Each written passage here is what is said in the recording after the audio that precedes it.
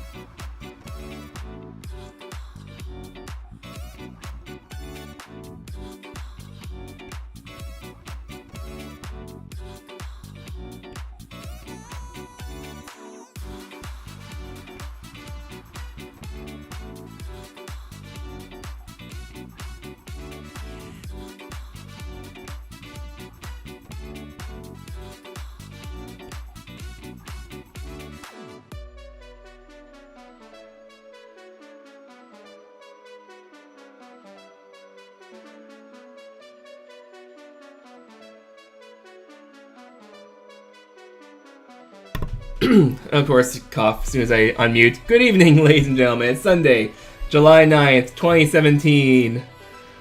And here we go again. So, yeah, what we were working on last time was the house models for check it.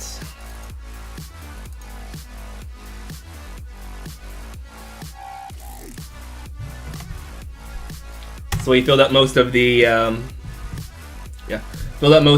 empty spaces. All we have left is the Weather-vane, the wall, the castle, and the cathedral. The inner wall. The castle, I'm thinking of probably only making it the little front a little bit, as if the queen and two kings, which wasn't originally supposed to be that, but you need a second king for detachment. To you know, kind of, let's say you're standing at the entrance, be like, oh, they were getting attacked. Let's go out and do stuff, and then the rest of the castle is off the map. And why the map will be divided such that, you know, playable area is cut off. Gameplay reasons, right? Yeah, I'm going to figure out how to fix my build tool at some point. Oh, right, I should install a new version of Unreal Engine. It is the same version, it's 4.16, but it's an updated version, so there's going to naturally be a recompile involved.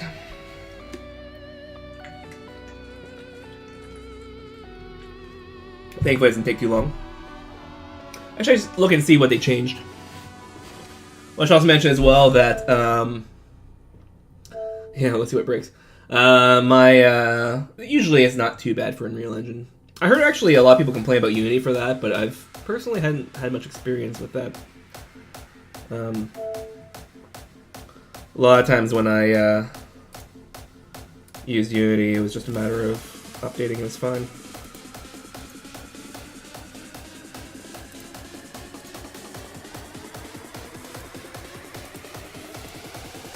Figure I might as well turn off some of these programs, just in case someone sends me a message on like Piece Perspective and ends up being something NDA. I don't want that to appear on screen. And then we turn it off by rebooted, so forgot I didn't turn it off again. Actually, it should get the stream up and running.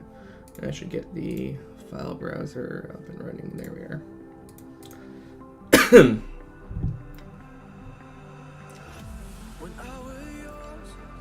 Cool. So how was everyone weekend?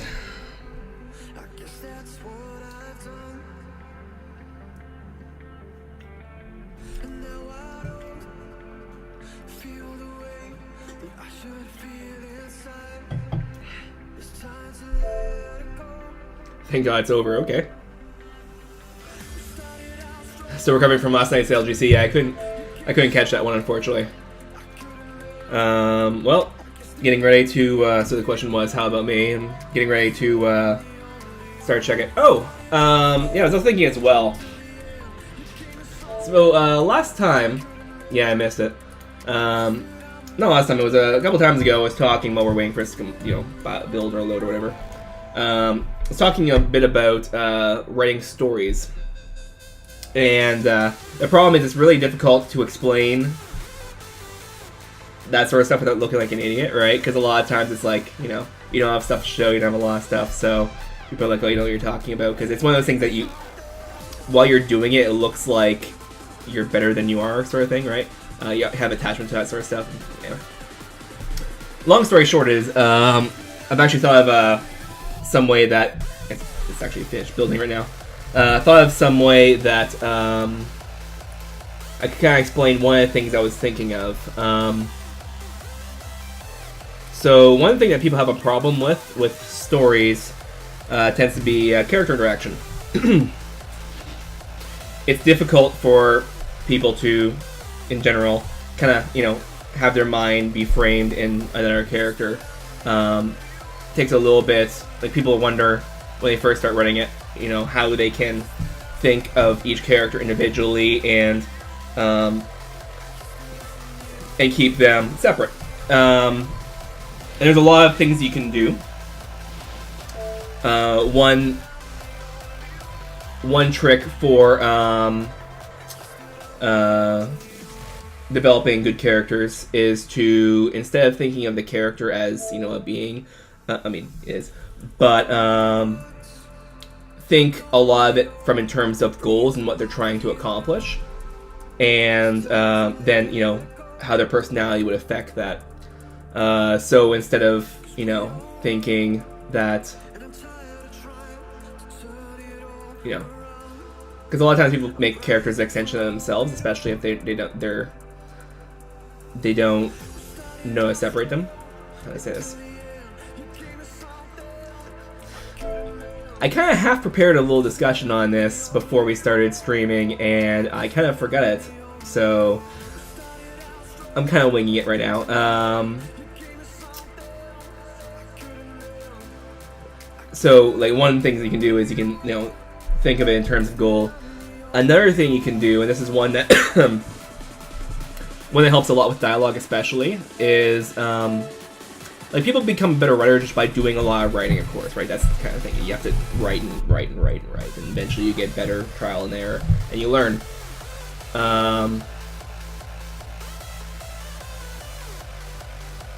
That's the entire LGC, nice. Latest Gamecast.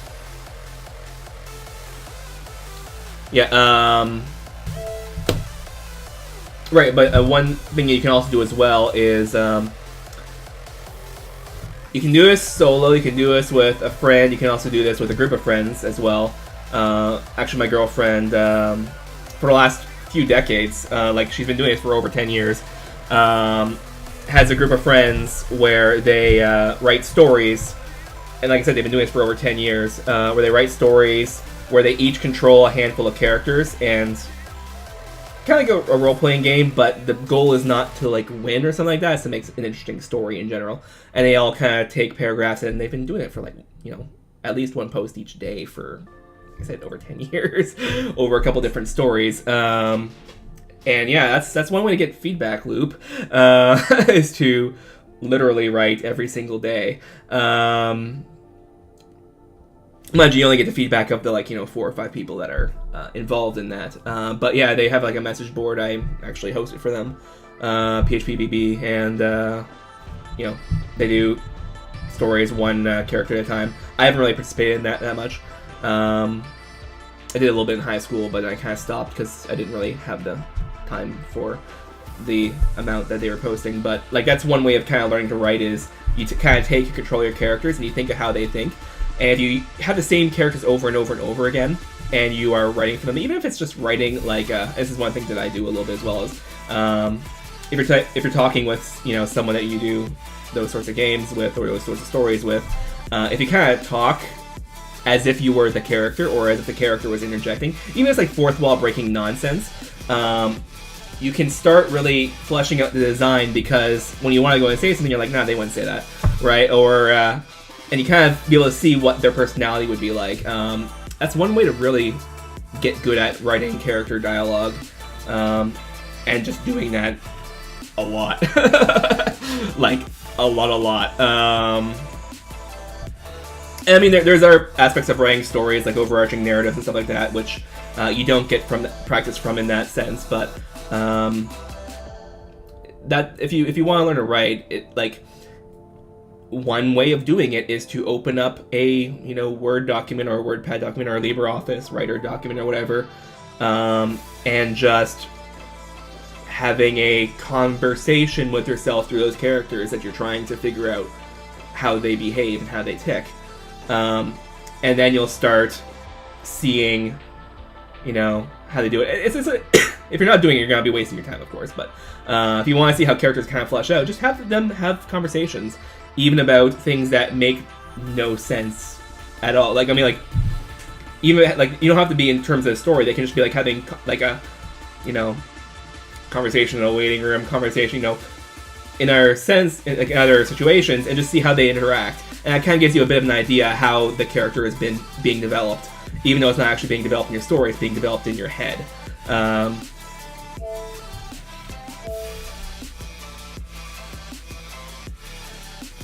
Hi, Comrade Headclot, welcome to the chat. Rocket League and Left 4 Dead 2 after the show was amazing, awesome. Do I ever practice my writing when constructing those piece perspective articles Hellstrom does with style puns? That actually reminds me of something I wanted to talk about as well. So I am known, particularly like for my girlfriend and other people, for puns. I am known for making really weird puns. Some of them are pretty elaborate. Like there was one time on the Piece Perspective podcast, it was when the Samsung, the first TLC SSD came out, and Alan was trying to explain, not to toot my own horn, of course, but Alan was trying to explain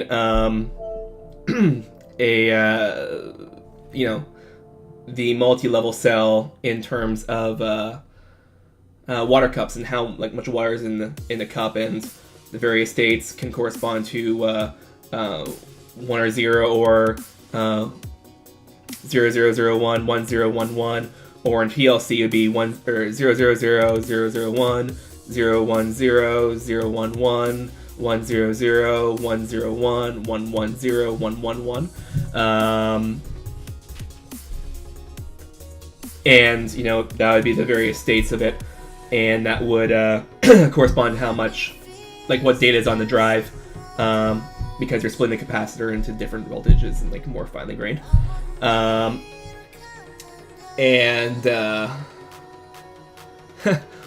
And Ryan, knowing that it was going to be a long conversation, asked him to summarize the product launch in 90 seconds or less, and they kind of laughed, whatever. And then when he was done, he stopped. I was on the podcast at times, one like 4 or 5 times I was on the podcast, and I said, actually, I can probably interject. I didn't say specifically that it was 90 seconds or less. But as they were talking, I was kind of like had a notepad up and I was working on a pun. It was because it was TLC Flash, right? I said, so what Alan's basically trying to say is, don't go chasing water cups, please take control as a Flash you used to. I know you're going to have your tolerance of voltage and all, but Al thinks you're moving too fast, which is TLC's waterfall, right? So there's like those sorts of things, but so I'm kind of known for doing puns. But one of the things that's kind of interesting too is that sometimes you can kind of like force puns by, in regular conversation, kind of sneakily saying something that is going to have one of like 1 or 2 or 3 responses. And then when, especially if it's on a text chat or something like that, when they are responding, just go to like Rhyming Dictionary or Thesaurus or something like that, and if they come up with one of the 3 ones you expect, have a pun waiting for them. Right? So that way when they, respond back to you send a pun back their way, and they're like, wow, you came up with that really quickly. Well, no, I spent like 5 minutes on it, but you took 4 minutes replying, and I had spent, so by the time that I get the response, it only took me 1 minute, because I was already in the Rhyming Dictionary while you were waiting, right? There's a lot of little tricky things you can do with that. So yeah, that's a bit of a tangent, but get the idea for writing. So yeah, there's a couple things you can do with that. Yeah. And if they don't choose one of those 3, I mean, you're not obliged to have a pun. Just pretend you weren't ever like practicing it, and then also have that one in the back of your mind. So if a situation like that ever comes up, you can just pull up the ace from your sleeve and be like, yeah, I thought of a pun. Well, you thought of a pun for something that happened like 3 weeks ago, but you don't even know that. It's not like they watch your YouTube channel or anything. Okay, so going back to here, one thing I wanted to do with this stream is I was trying to get the where is it again? Here. I was trying to get the images to kind of look a bit like Link to the Past sort of quality. It didn't exactly work out so well. I'm thinking now that I was trying to move the house siding color better. Thinking I'm probably going to end up desaturating it a little bit and maybe darkening it a little bit. I was hoping that once it got lit, it would appear better. Maybe I'm going to have to take this one. That's the house trim. So 15, let's put it down to 10.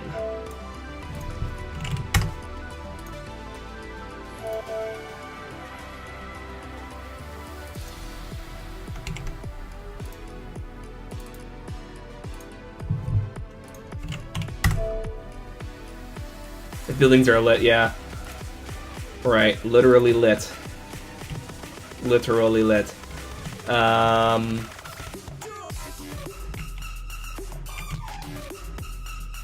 So let's see how that is now. We'll have to do a lighting build to see for sure.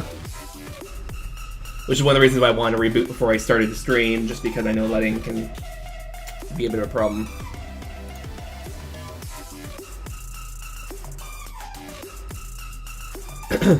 Oh, actually, I should also check and see what changed.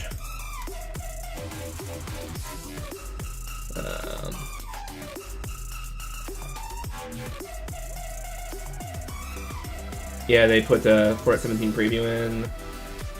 Hotfix. Oops, I should, Yeah.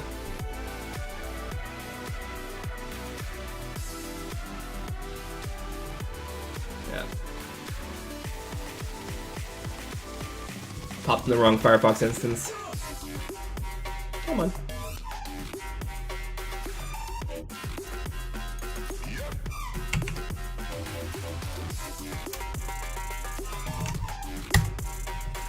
Actually didn't have anything NDA open, which is good. Even though I caught it quick enough anyway, but, you know.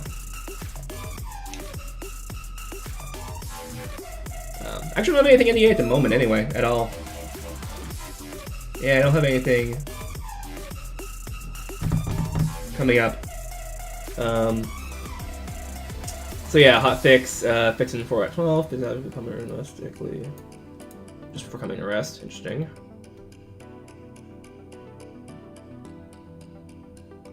One thing I'm hoping for is that the build issue was fixed.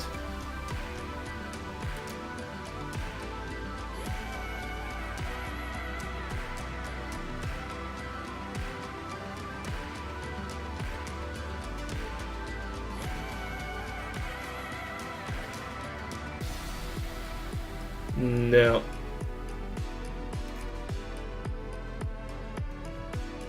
Doesn't look like it.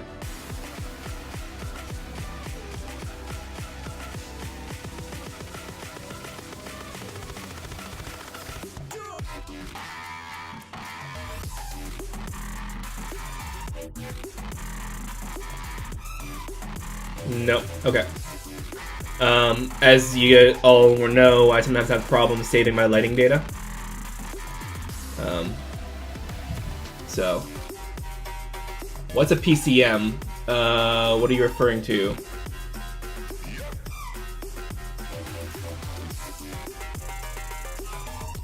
Oh,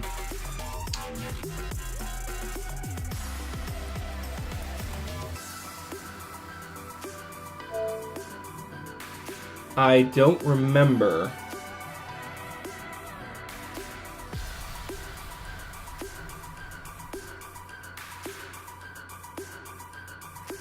Physics PCM.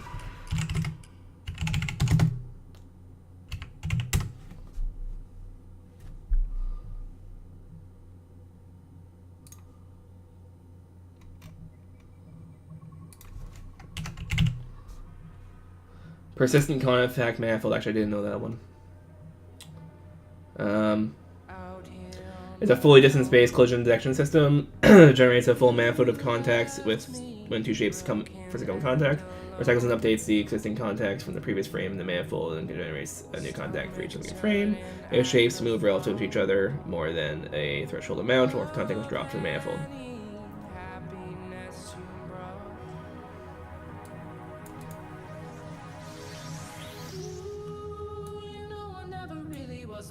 By reduced stacking stability and stimulating tall stacks.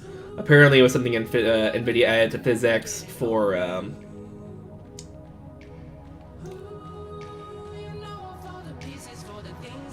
I think they meant to type G, not flax.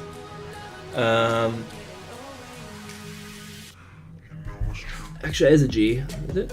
Yeah, it's a G just for somebody that's being turned off.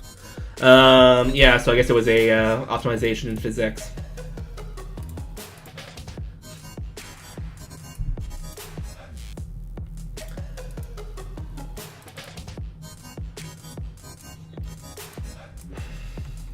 Oops.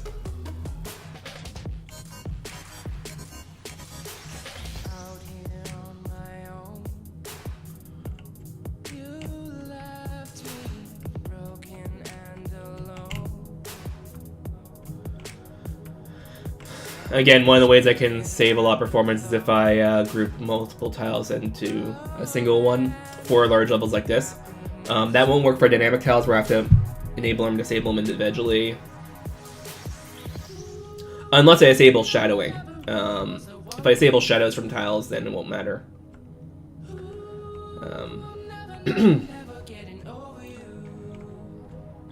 Kind of go back and forth whether I want tiles or not. I like tiles in situations like this where it causes nice little, well, shadows on close by objects.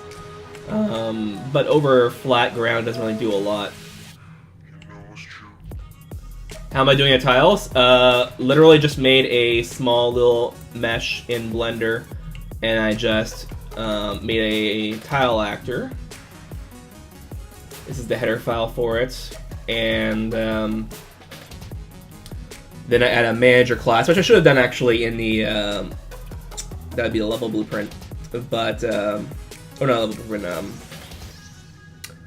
well, level script actor. But not that, it was, I'm blanking. But one of the actors that, maybe it's a level blueprint actor, well, level script actor. Anyway, yeah. But instead I have a level setup helper here and there. So what happens is I create a level, a blank level, and I place one of these in here, and then I set the length and width, and then click a checkbox which tells Unreal Engine to generate the tiles. So it creates a bunch of tiles, spawns them in a level at a time, and gets all the you know, all the information on it needs, like what its coordinate is and stuff like that. Spaces them out correctly, sets them to enabled and not dynamic to static, because most of them are going to be static. This would be useful as a plugin, just saying.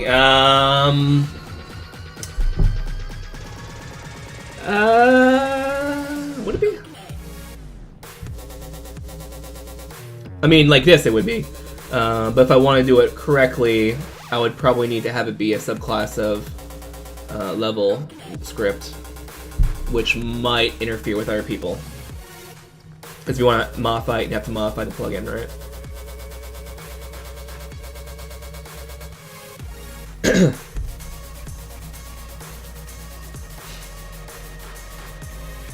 I mean, this isn't exactly that complicated. It's only like, you know, 200 lines of code. Anyway, but yeah, so I'm gonna try to eventually, if I want to do a VR especially, I'm probably gonna want to group them into like groups of, you know, 16 or 32, so 4x4 or 8x4,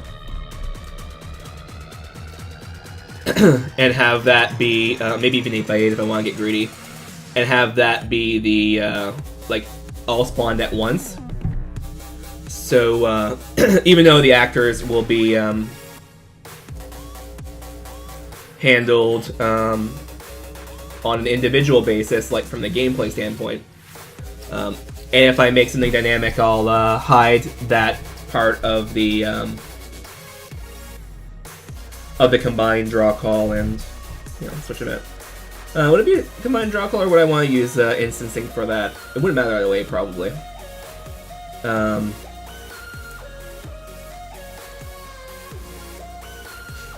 I could probably use instancing for that.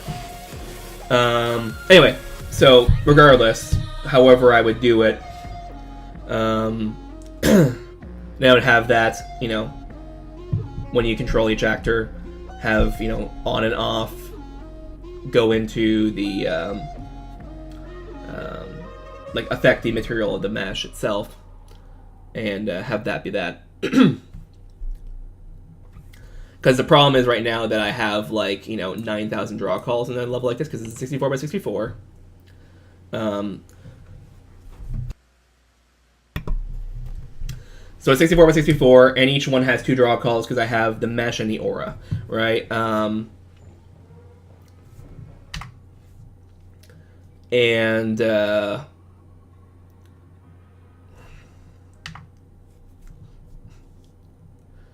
So the mesh and the aura, 9,000 draw calls is not a lot for, you know, a AAA game, but if you're trying to hit VR 90, that's gonna start being difficult, right? Especially when you can just combine them together and not have to deal with it ever, right? So, yeah. Does it support level streaming with world composition? I've never actually had to try level streaming before.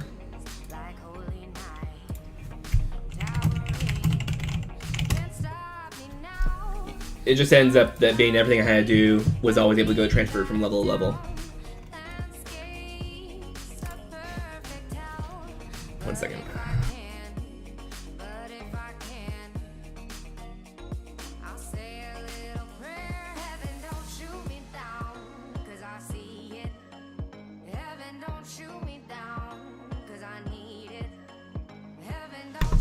Sorry about that. I was suffering for a little bit there. Blow my nose. Anyway, yeah.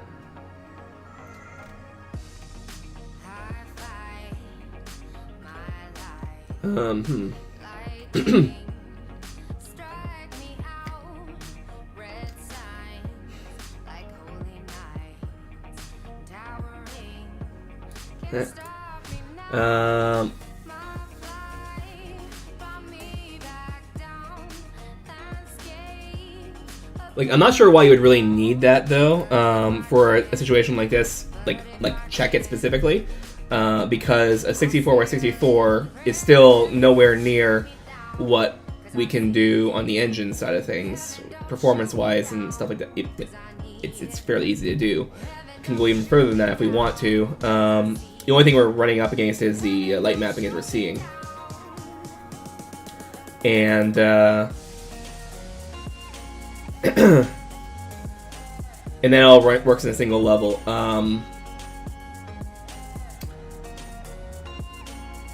There gets to be some problems if you start doing it in VR, and I do want to check in VR at some point, which is why I was talking about combining some of the level actors together to save on draw calls.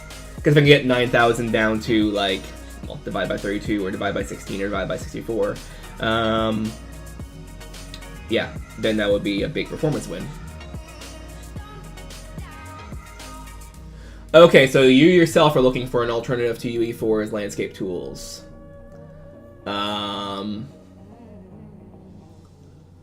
Yeah, this directly wouldn't be useful for you. This is not really what it's for. It just lays out actors in a level programmatically.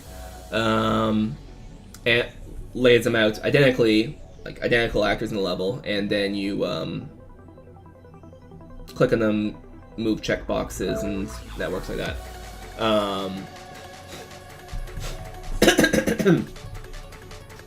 Excuse me.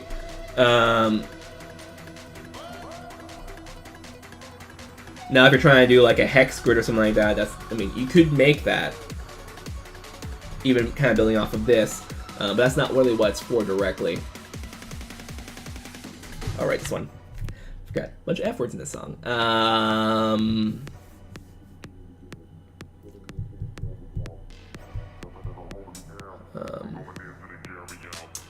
First, let's see how the lighting build is going. Oh, still going. Just in our waterfall right now.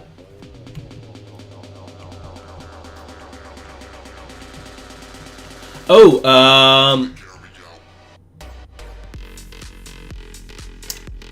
I may have misunderstood your question. Are you talking about the tiles like this? Or are you talking about the material on the sections like this? Because this is something entirely different.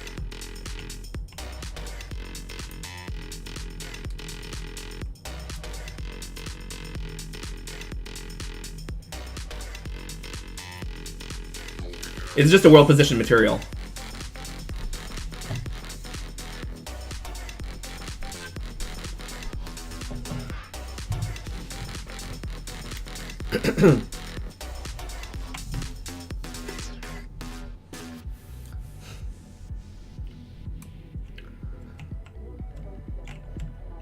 Like the decoration underneath it is not actually part of it. It's just decoration mesh.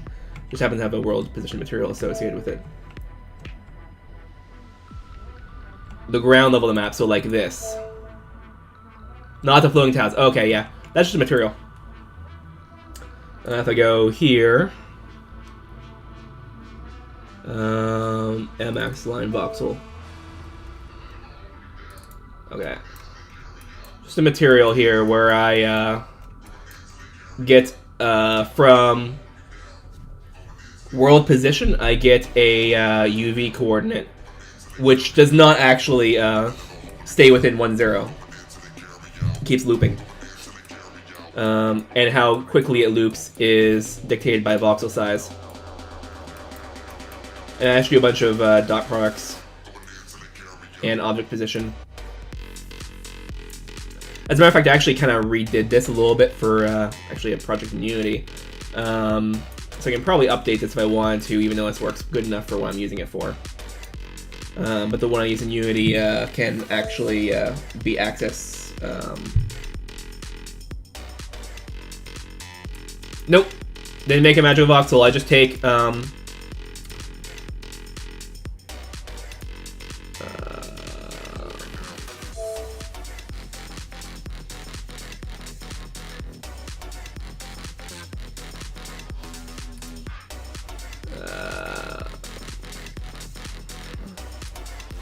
they're just meshes. I'm trying to show I can show. Oh, there's a way I can show wireframe over.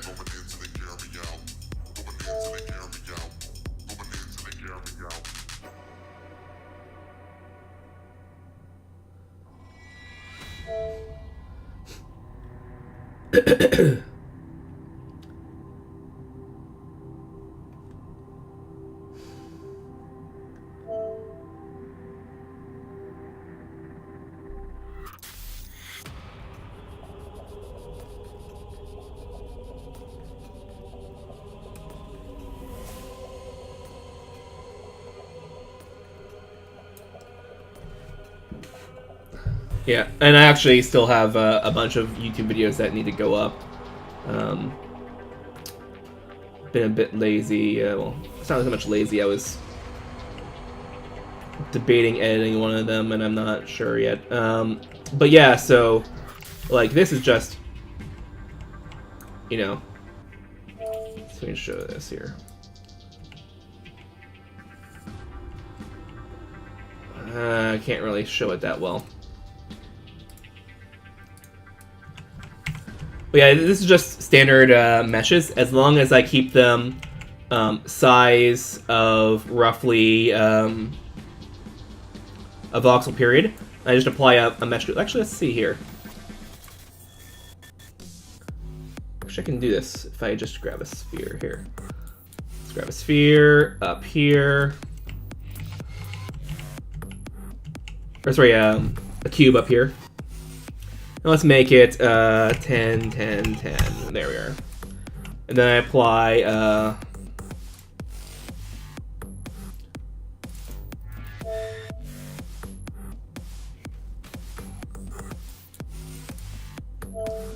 duplicate M voxel test. Apply here.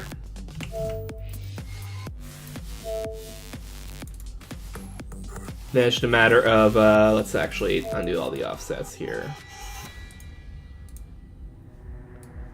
So here it's lined up. And if I want to make it different, I just do, you know, change voxel size. and if it doesn't line up properly, then I have to do some offsets if it is that if it is a multiple of it. So I'm gonna do 1,000. Oh, you see here it is halfway off. So if I do offsets here, and I have offset 500, 500, 500, 500, 500, then it aligns perfectly well. If I want to drop this down to half that, then it goes, you know, like that. Sticks with the object, and you can see the problem if we start rotating it. It's just a world position shader. It's all done procedurally. It's not actually in the... Sure, why not? It's not actually in the...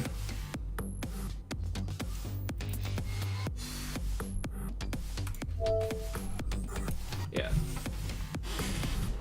So at that point, I just need to make, like, whatever little bit of geometry in Blender would align to whatever size voxel I have.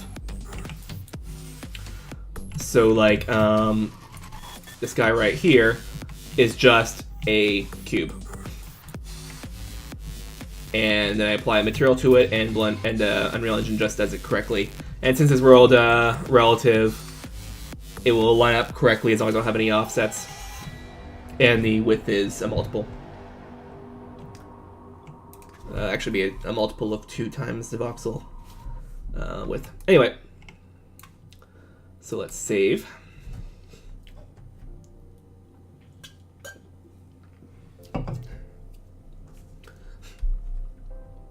After you'll see how I do it this stream. Which means I do need an extra material for each part of the mesh that's different. I can save draw calls by by doing some masking and stuff like that, but we're talking about saving, like, for one object, saving like 3 draw calls. If the object gets replicated, you know, let's say 32 times, that saves like 100 draw calls, right? It's not a big deal.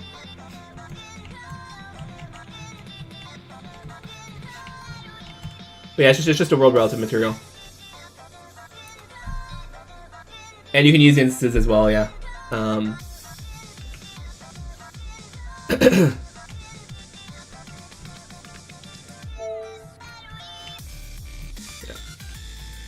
Instances are a bit difficult when you're talking about the actual tiles, but as I was saying earlier, but yeah, for this it would be easy enough to do it.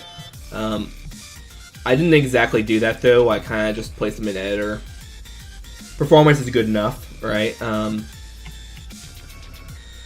if I had performance issues and I wanted to go back and modify it, I would, you know, I would take objects, especially tiles, like as I was saying earlier, for VR. Performance of this in VR, if you can see the entire world, is pretty low because, well,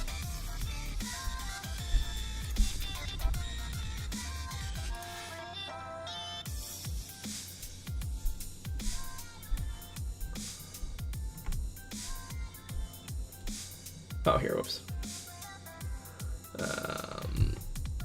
D3HRHI, there we are.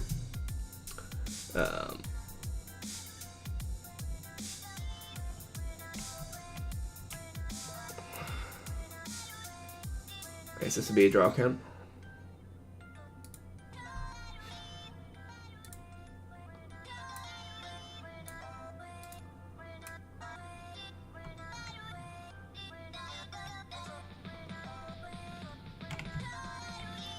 I am completely forgetting how to read this.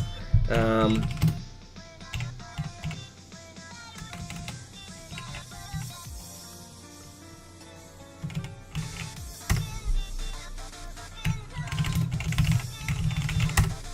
we are.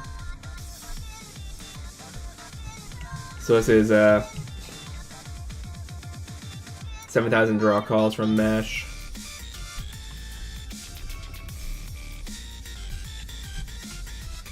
Should be more than that. Ah, I lose my... Okay, that's closer to it. There are some being included, yeah. Anyway. I don't know why I'm having a blank on how to read that. But yeah, so for like cleaning up these 4,000 tiles, actually, because each of them has 2 meshes, it would be 9,000 meshes into a pure number for VR, so you can see the entire world. That would be a useful optimization. I'll probably want to do that at some point. In game, for a regular game, it's not gonna matter though, because you can only see this much of the map, right? So I mean, I keep the mesh draw calls down to like, you know, under 1,000, and therefore we would end up having FPSs. Oh, that's actually pretty low. That's unit. Stat FPS. Let's hide the editor. Actually, a lot lower than I had earlier. Weird. I'm wondering if the stats causing this. I mean, we're still keeping way over 90, but we were way over 100 earlier.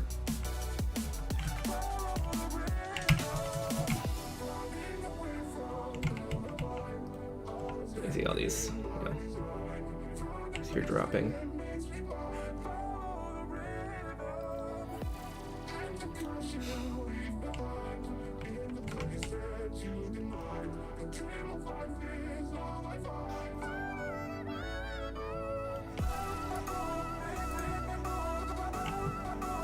I'll have to look up more on that. And it'll also get better when we are not in debug game as well. Debug symbols cause a lot of performance drop. Well, debug profile. Anyway. Oh, thanks, Headclock. So yeah, there's that. So now we need to make decoration meshes for this. I'm thinking of having this be north, so it'll be north, south, west, east.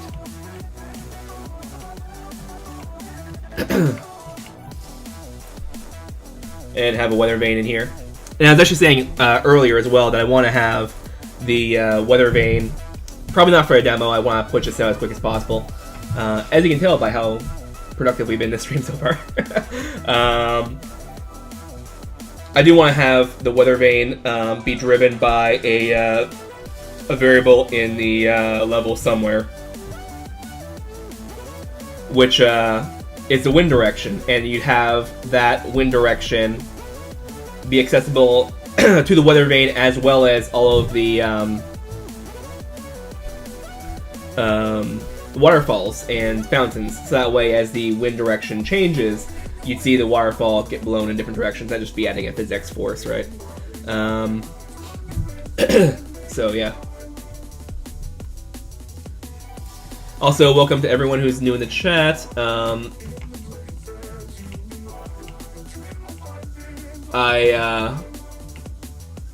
You know, if you want me to refer to you by your name, then speak in chat. I'll take that as a license. You want to be referred to as your name. If you want to lurk, that's also cool as well. So I'll say hi, welcome, but I won't say but your name, because, you know, there's been a lot of times where you have someone who wants to lurk, and then you like say hi, and then they just appear because they're like, I didn't want to, you know, get the idea, right? Right, so let's go open up Blender and let's get a Weather-vane going.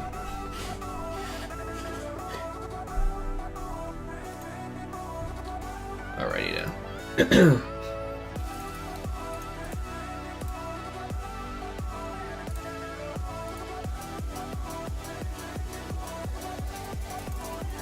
There we are. Edit mode.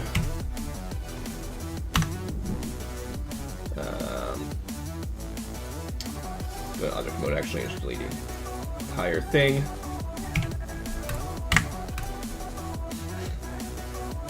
So let me add Sorry, let's do a decoration base here. Then we'll add a mesh, which is a cube. 0, 0, 0. Then we'll save it as decoration. Weather-vane, do N first. North, south, west, east. Okay, so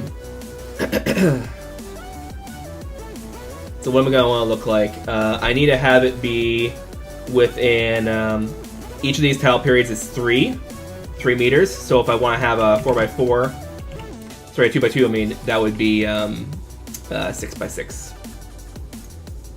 So 6 meters by 6 meters. Move it up by 1 meter. There we are. And yeah. Actually have it be here, and then 0.5 meters. And then we're going to apply rotation scale and rotation scale and bleh.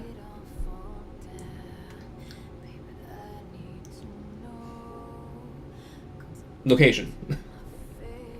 So we have the pivot down there. Now we got to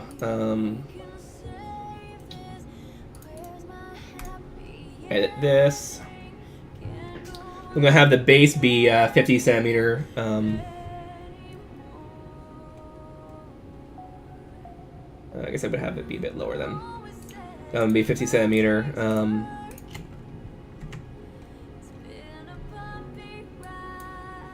Voxels. And then we'll do inset faces.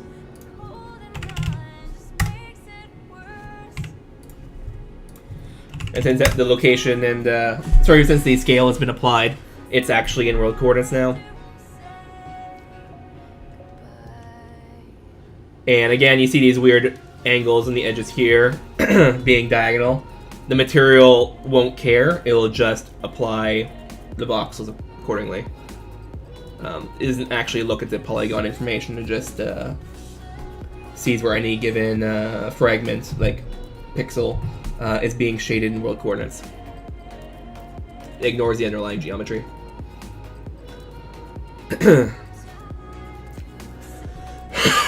So now I need to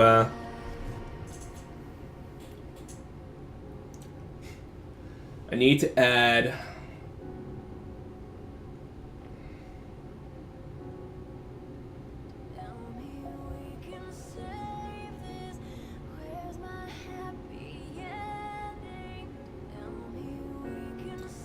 something cool as decoration.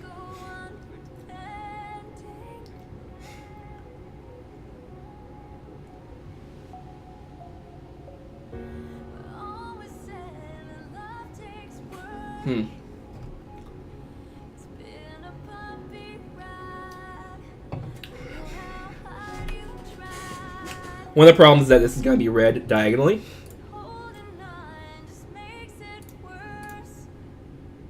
Here. It's going to be read diagonally like this. So I need to think of some way I can write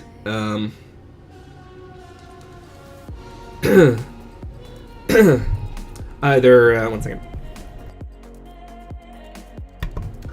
Either NEWS or something else that would show, that would look believable, I should say, but be read on diagonal and be drawn in voxels, right?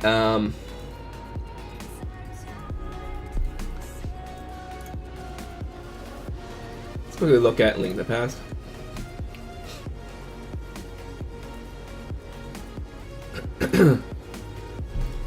Alright. That's what they do.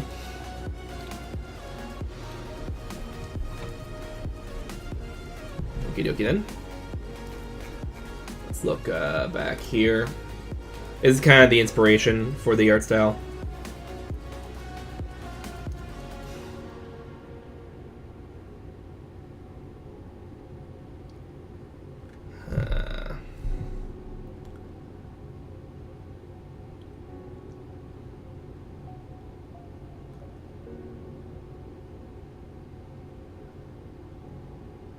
You know what? Let's do Photoshop.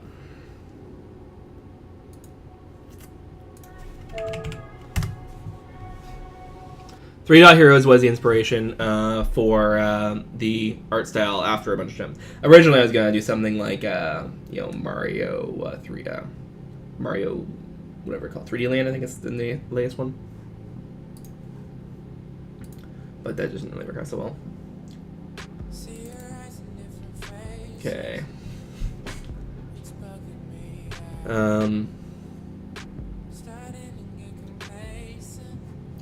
Actually, you know what? Let's do this here. So, canvas size. Let's do 7x7.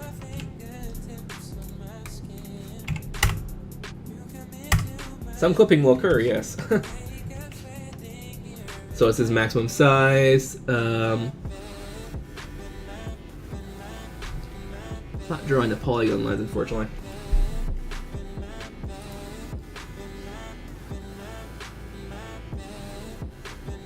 Oh, where's rotate canvas?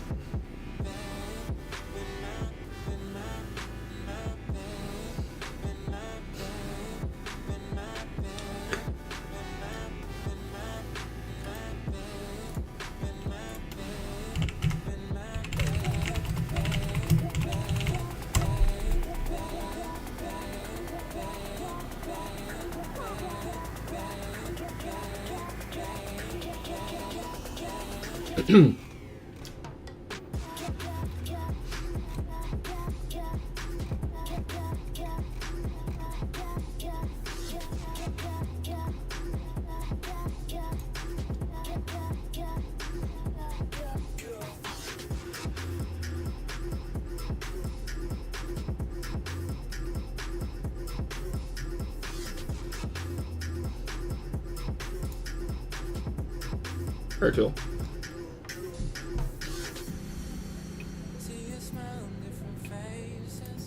Okay.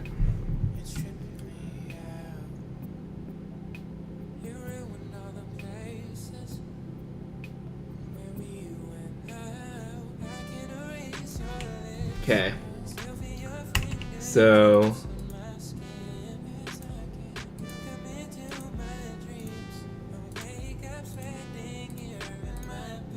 you might be able to see what I'm trying to go for now.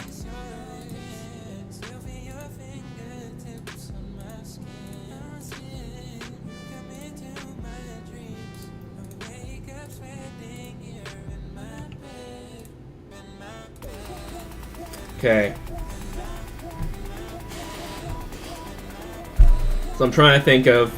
Okay, I'm actually starting to visualize it now. So one of them could be... So for north.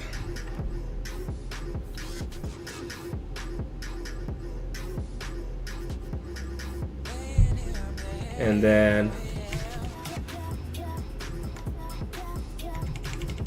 Should duplicate this layer a couple times. I'm not even gonna bother naming it.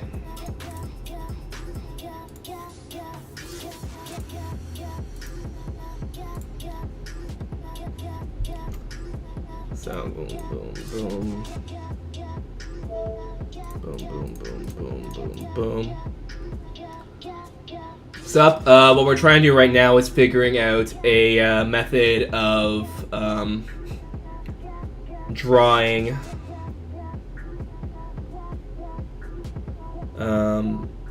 with voxels.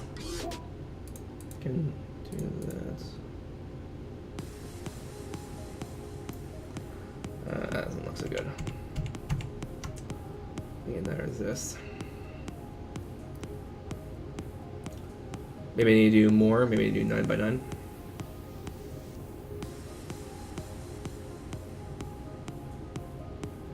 Yeah, I think 9x9 would be better. Canvas size. 9x9. There we are.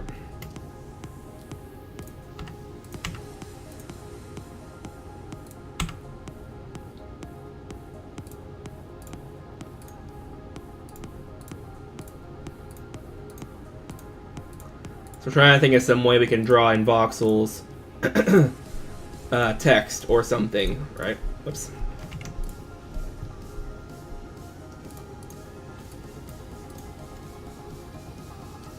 So.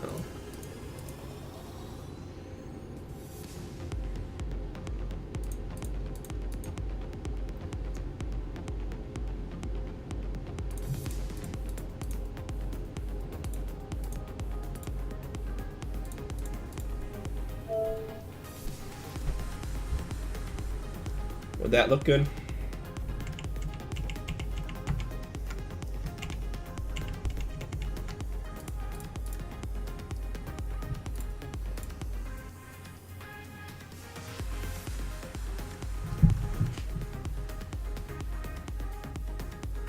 Do you know the difference between AP Calculus and Calculus 1, 2?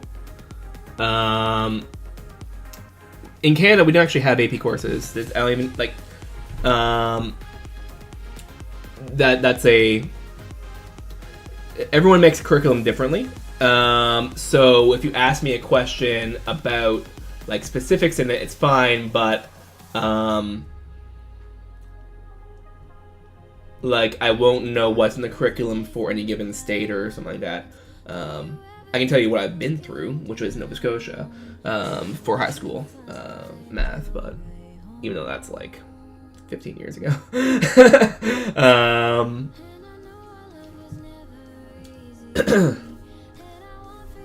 I can tell you what calculus is, and I can tell you things about calculus, but I can't tell you what any given curriculum has on their menu. Let's see here. Does that look good for N?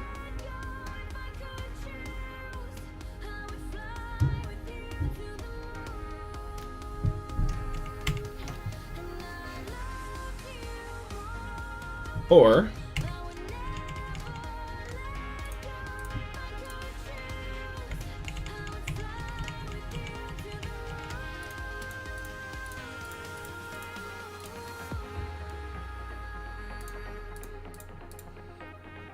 that look good? That looks worse.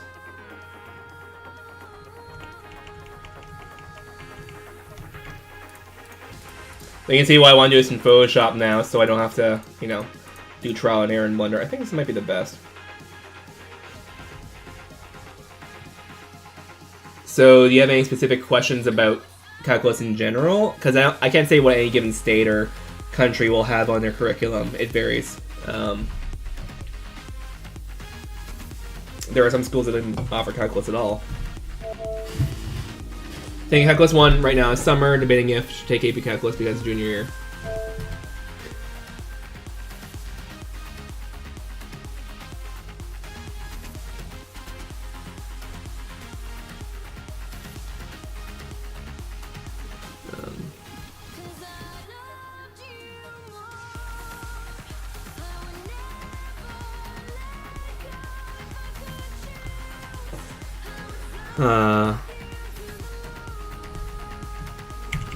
So let's duplicate the canvas.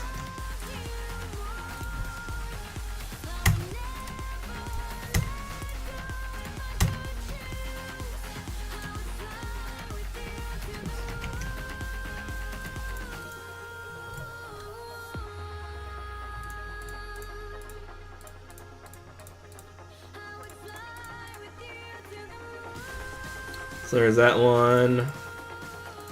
And then, you should be easy though.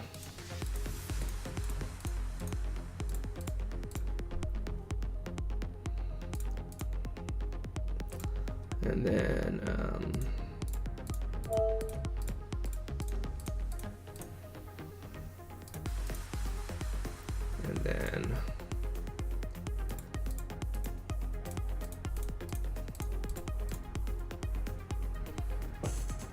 well, that's not gonna work at all.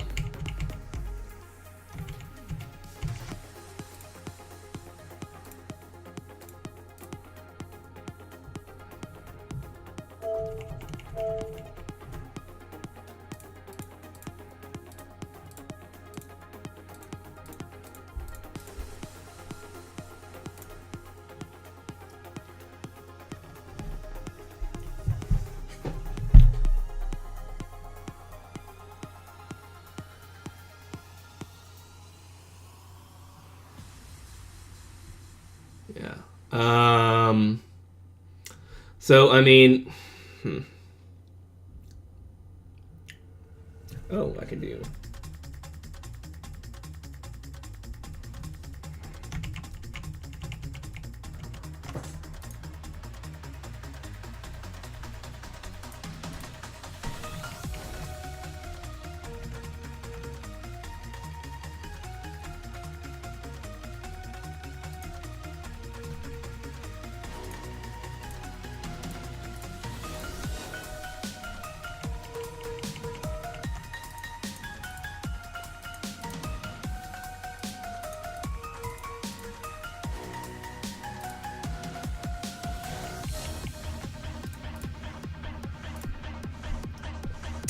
Not enough for W.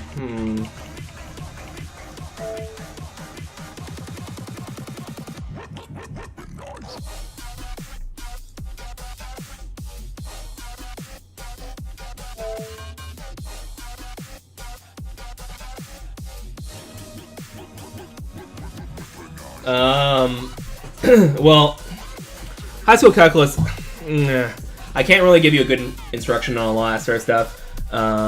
If you're interested in math, take as much math as you can, of course, because it'll always be built on itself as you go forward.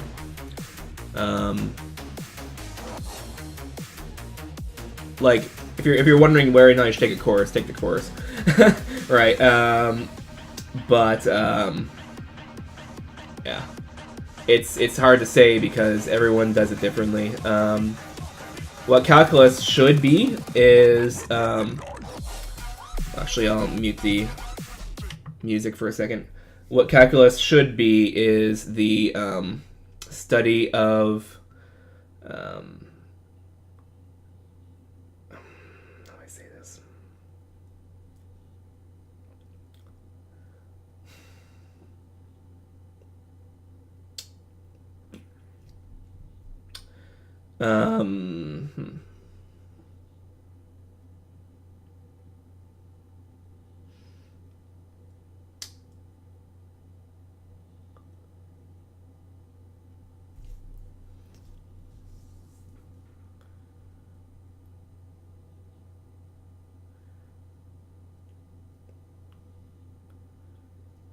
You use... Yeah.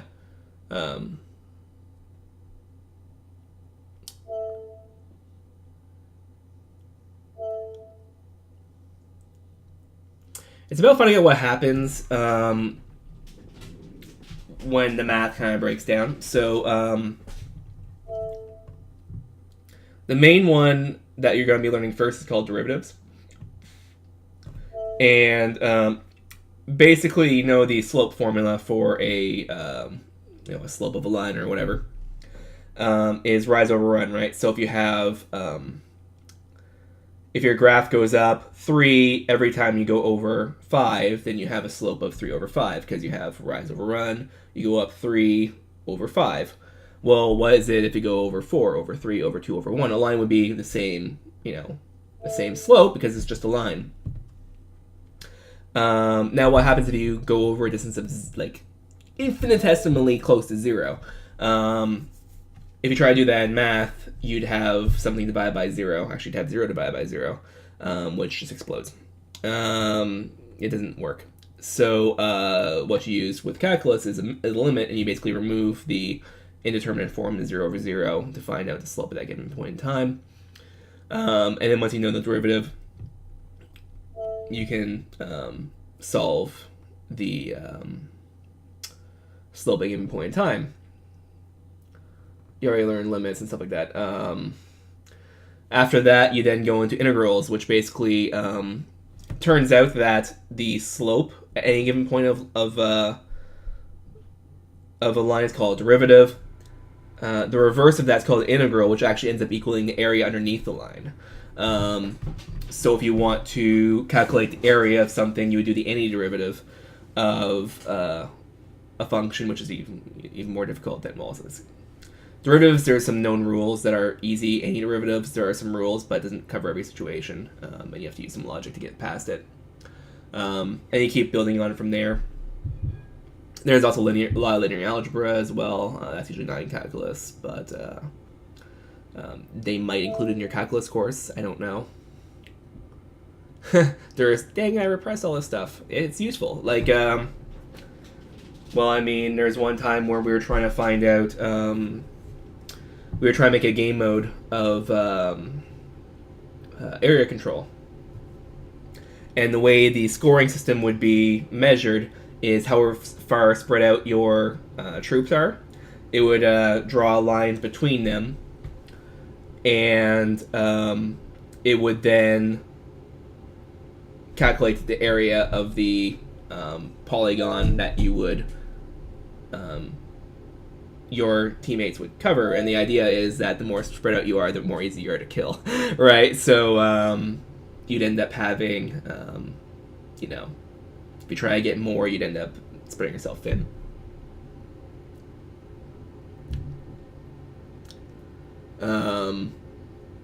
And you think, how would you do that programmatically? How would you get the area from it? And the easy way is to just take each line, do the A derivative, which would end up being a quadratic, and you just, you know, plug it in, and you just get the area. For the high parts of the map, you'd sum that up, and you subtract the low parts, and you get the area covered in the middle there, and you wouldn't have to do any weird math for it.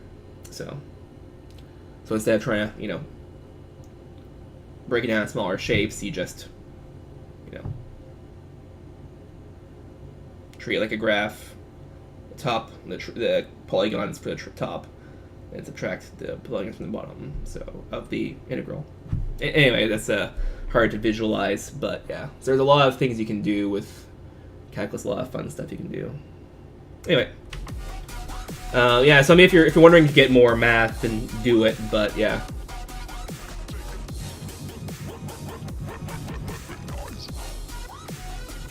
Actually, for that matter, I should think here. So this is 2.5, and this is 2.5.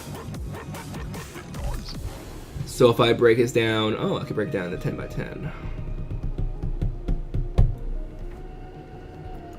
So if I do 50 centimeter squares, then I break it down to 10. Okay. Oh, it's gonna be hard for Photoshop then.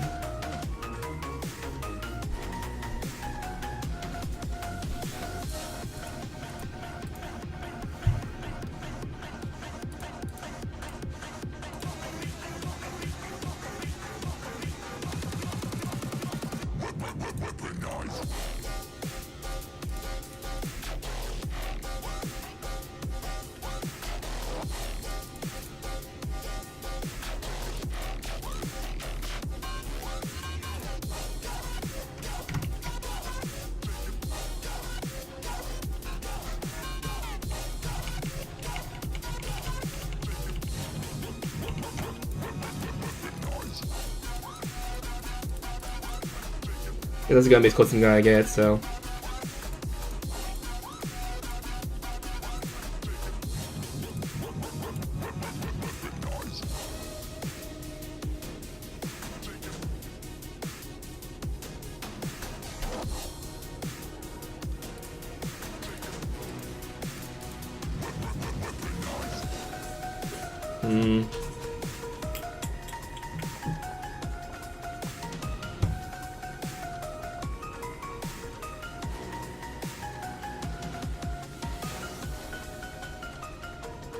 I should try another one here.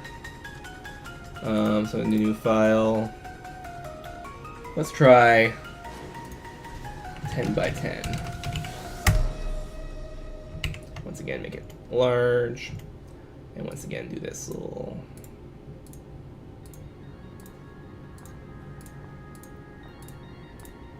here.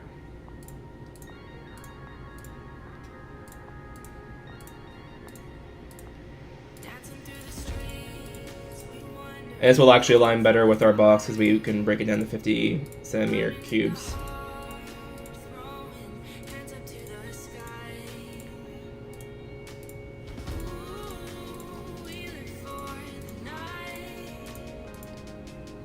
So we'll do okay, layer, okay, layer, okay, there. We're gonna do a rotate canvas.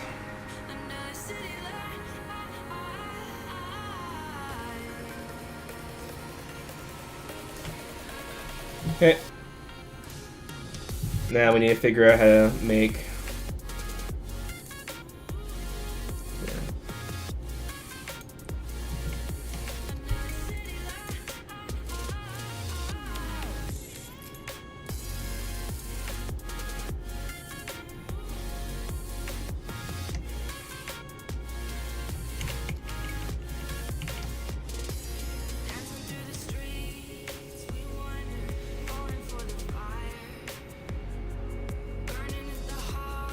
How do I do that?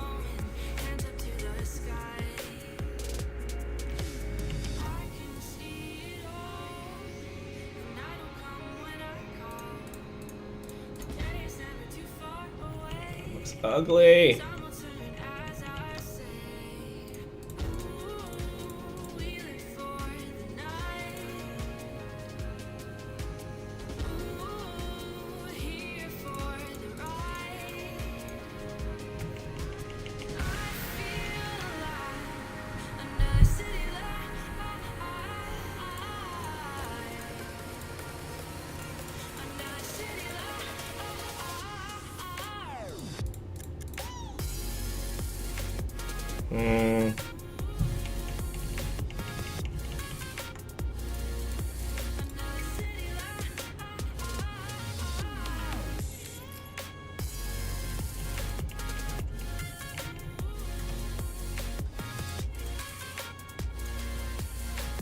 I can tell it's a lot easier to do this in Photoshop than it is to do it in Blender.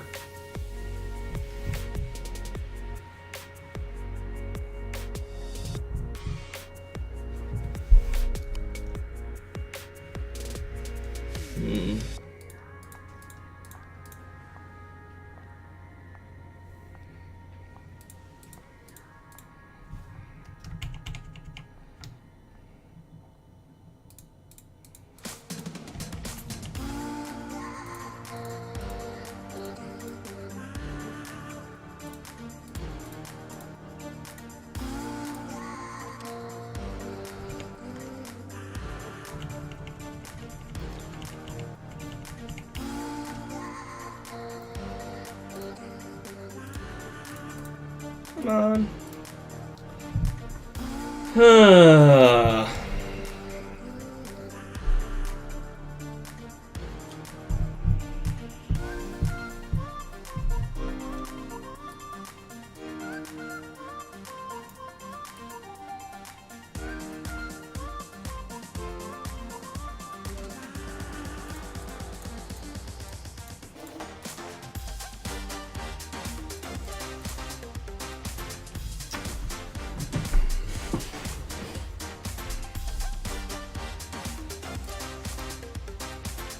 That works.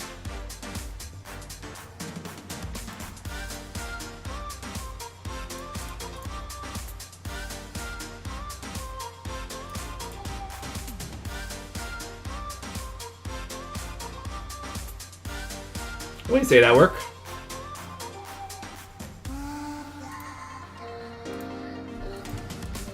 Okay, so now I gotta do.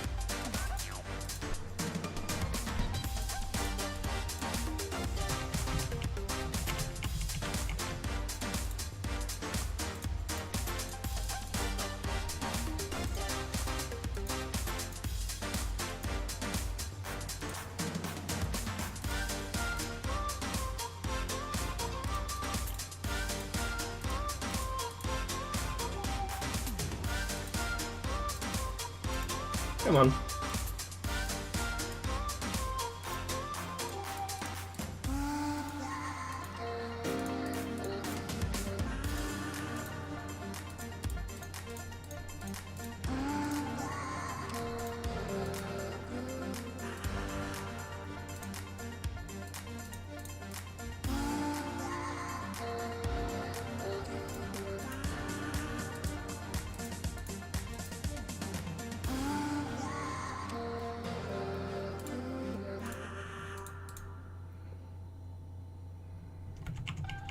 I actually got this here.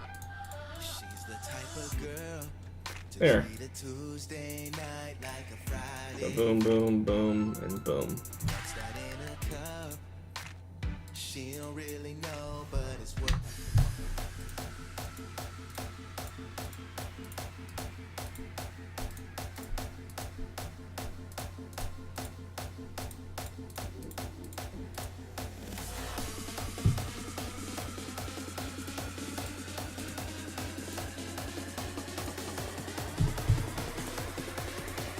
Come on.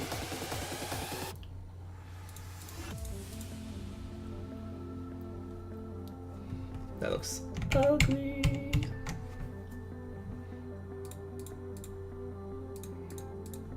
That doesn't though.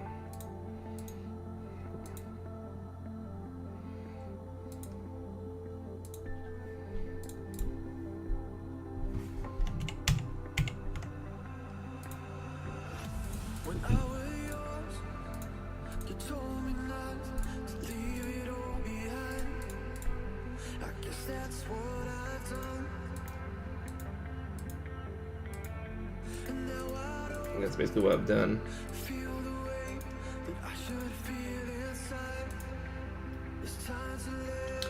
So now we have this kind of layout. We can extend it, like, and put it in 3D in Blender.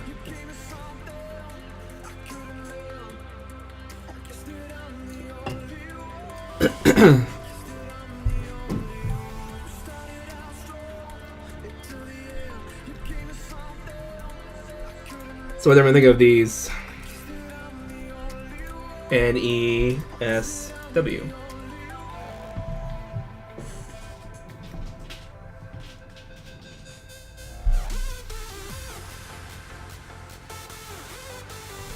Let's look at the W for a second. Better.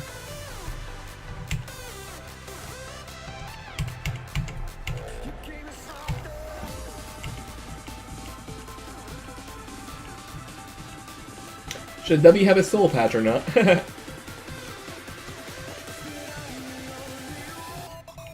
Yeah.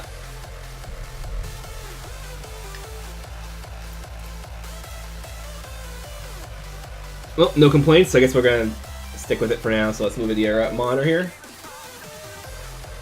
What was that, head clap? Yes to what?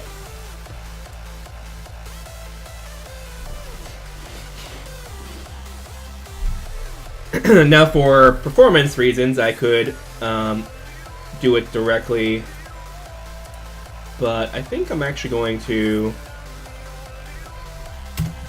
subdivide 9 cuts and just do it that way.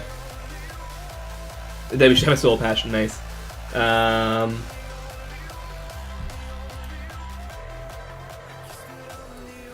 in that case.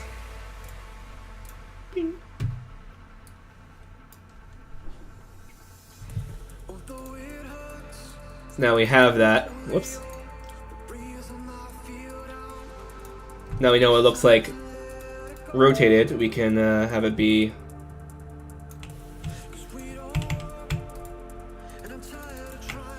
there.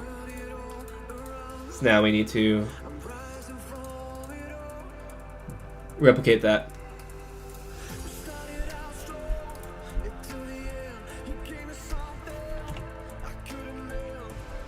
So I'm gonna save Weather-vane N.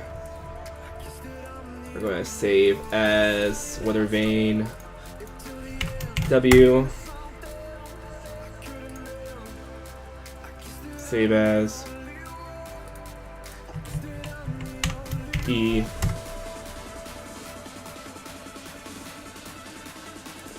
save as S. Now we just need to select whichever ones we want to extrude up, and we're just going to do it like that. So for this one's the S, so on this monitor we're going to hide everything but this. We need to select. Come on. Let's undo my wizard for a second there. So U.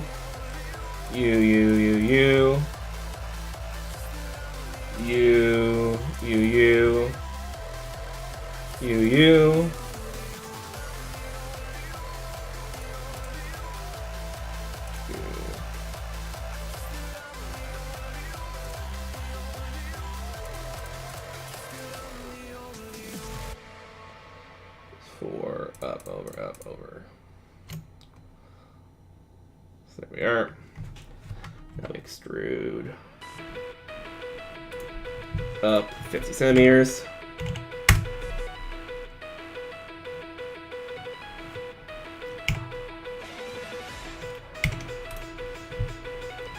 And now we're going to go into orthographic and select all of these. Oh.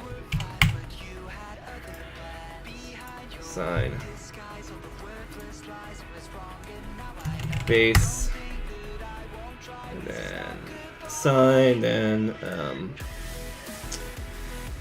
new letter. We're going to go back and undo and grab these and assign there.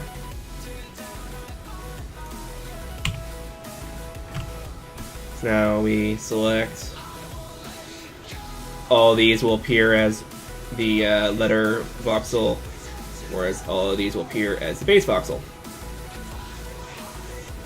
Now I can reduce the polygon count a little bit, but we're talking about 300 triangles on something that will appear 4 times, so not too concerned.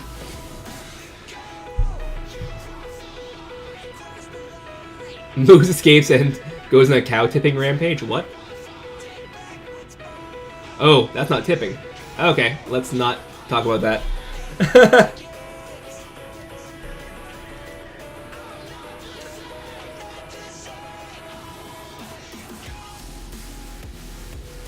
We can do than that instead. Oh.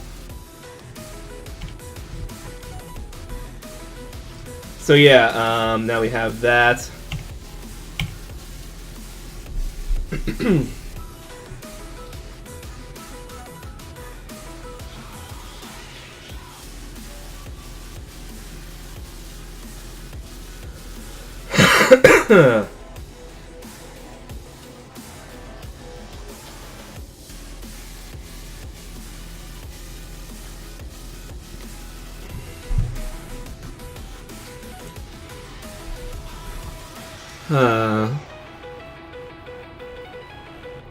I'm trying to think if I want to do light mapping or not.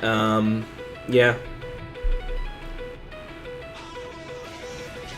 So we'll have to do a little bit more then. Oh, we're almost up at time anyway.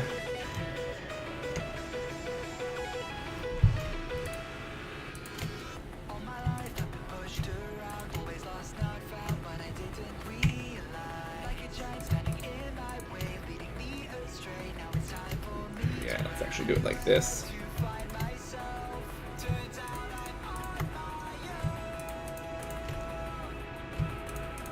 So we'll have it unwrap kind of like that.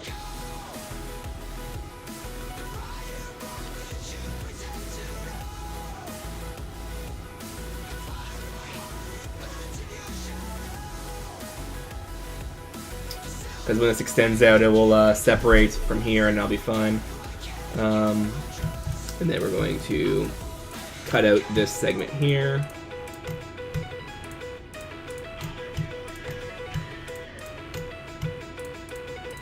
We have a pain to light map, but what can I say?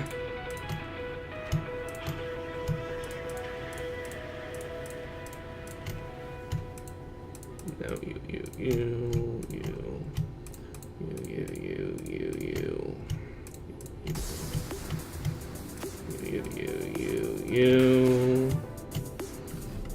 Mark seam. Now I need to have this unwrapped correctly. Probably best idea is just to have the top be unwrapped separately from the rest.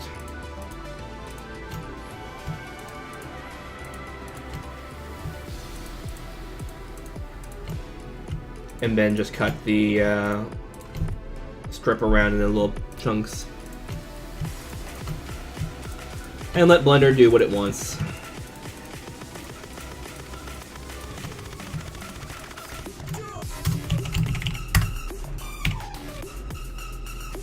Let's grab from there.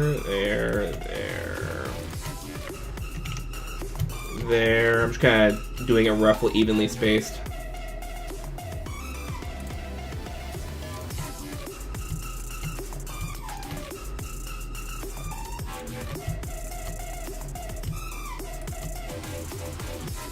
Doesn't particularly matter.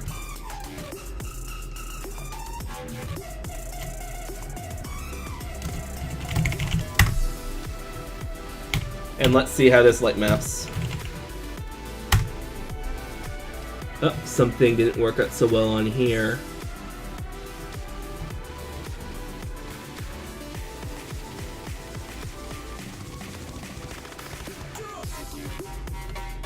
Oh, is there a N-gon somewhere?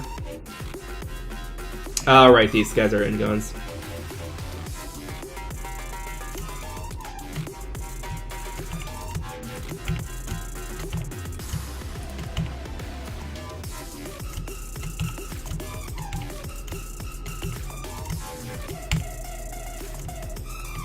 Be associated with there, sure, why not?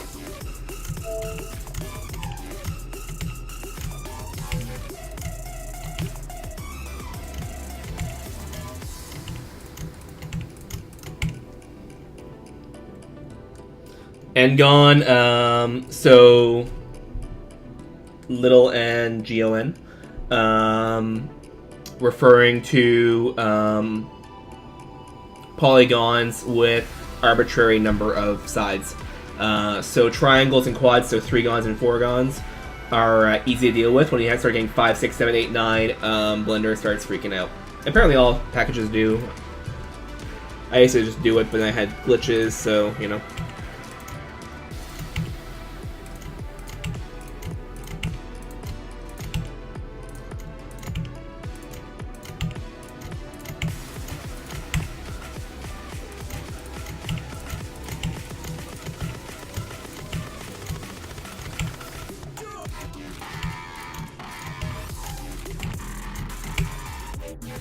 And for some reason I just thought of a Ghostbuster pun. No, it's still freaking out. Why are you not... Did I miss one?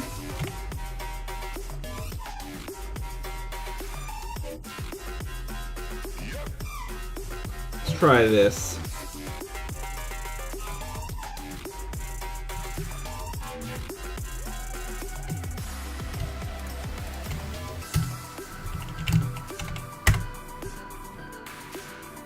On any one wide, let's just mark all the seams or all the edges around it to be seam.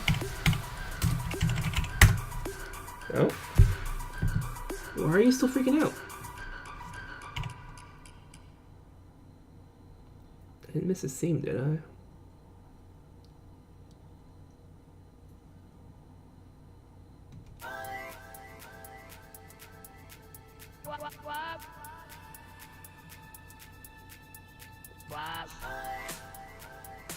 I didn't miss a seam.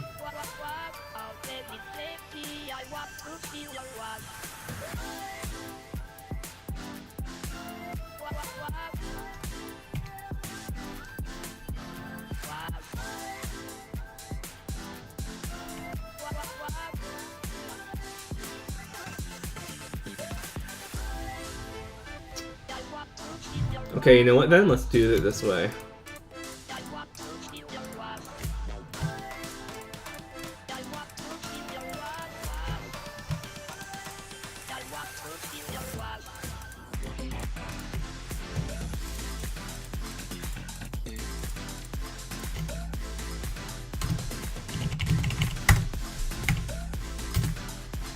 Come on.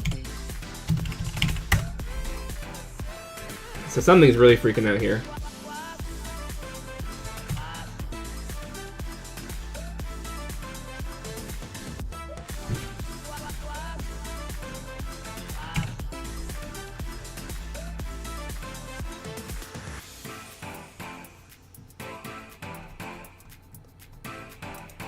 So what are you even?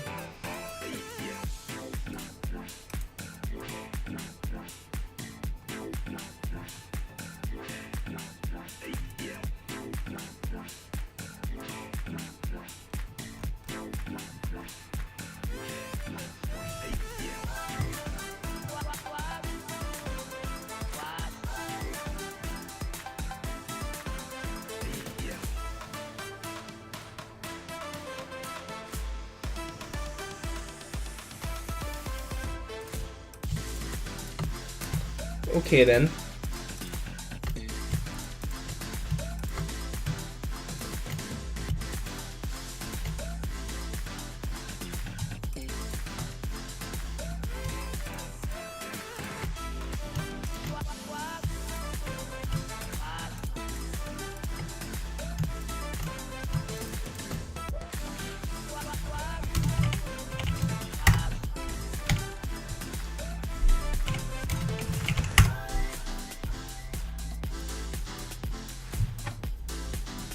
So that's all kind of going as I expect. Why are you freaking out? You're just co-planar! What's wrong with you?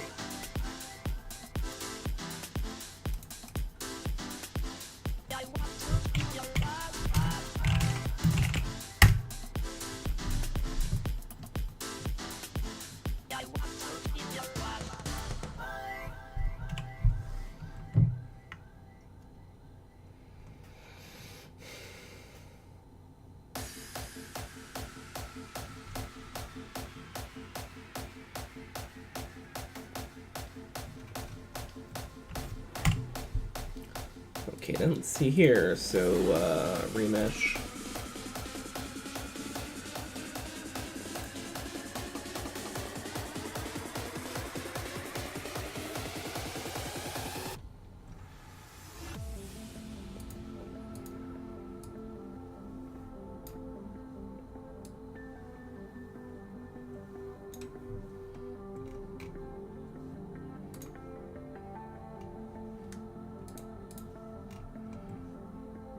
Apply.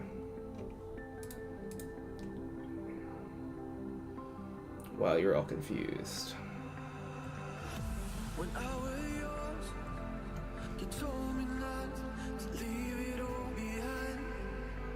I guess that's what So if you unwrap. Oh, I can't do it anyway because yeah. and now I don't Okay. feel the way that I should feel inside. It's time to let it go. We started out strong, into the end. You gave me something I couldn't live. I guess that I'm the only one.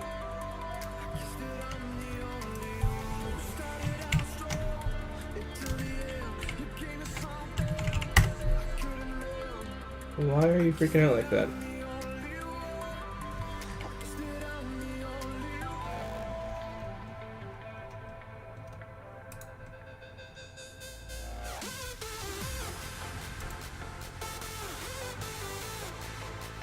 You're not doubled up, are you? No.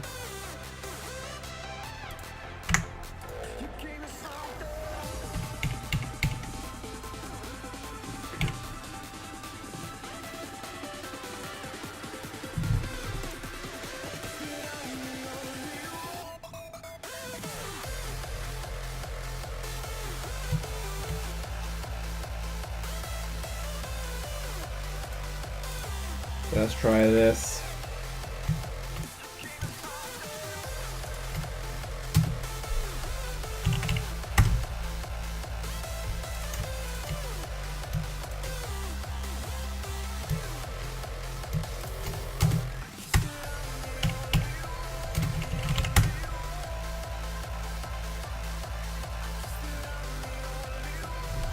That looked like it actually did work.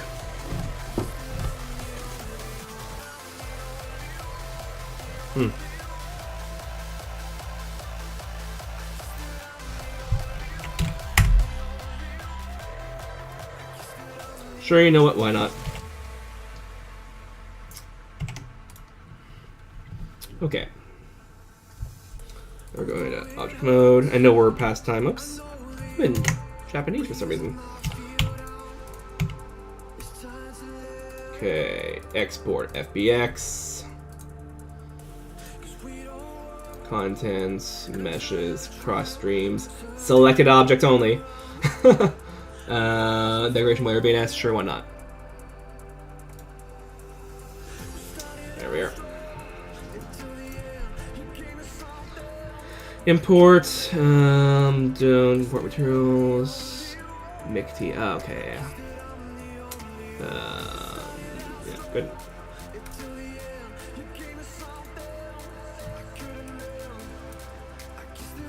Meshes, cross streams.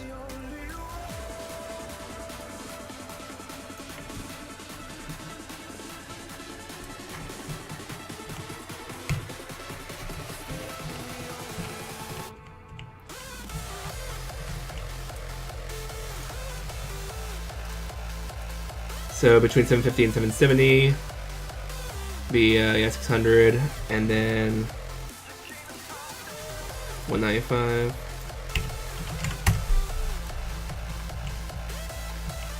Nope, that's too small. Okay.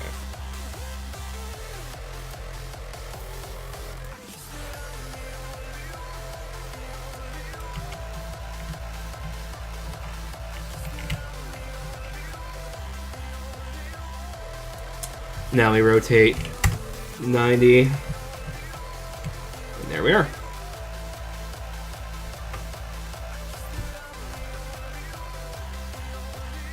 And then for materials, cross streams, we'll do road for now here, and we'll do let's do trim. Nope, no, not you. Let's do trim for that. Actually, 25.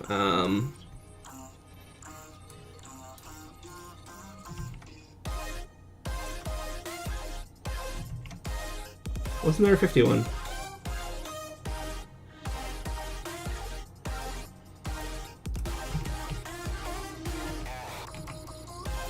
So we'll have to, manipulate the world coordinates so it's a bit better, but the offsets a bit so it's better, but yeah.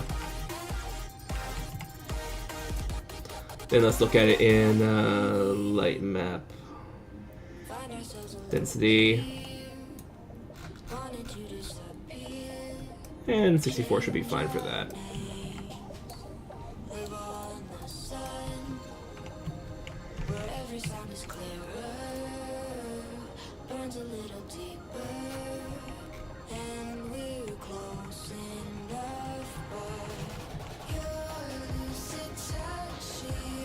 Now, when the offsets are aligned correctly, this will be kind of what it would look like.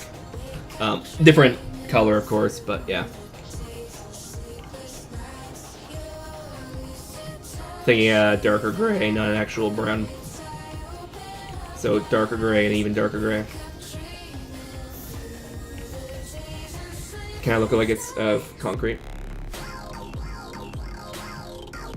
So there, and there.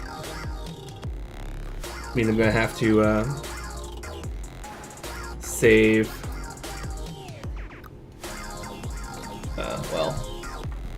Save that.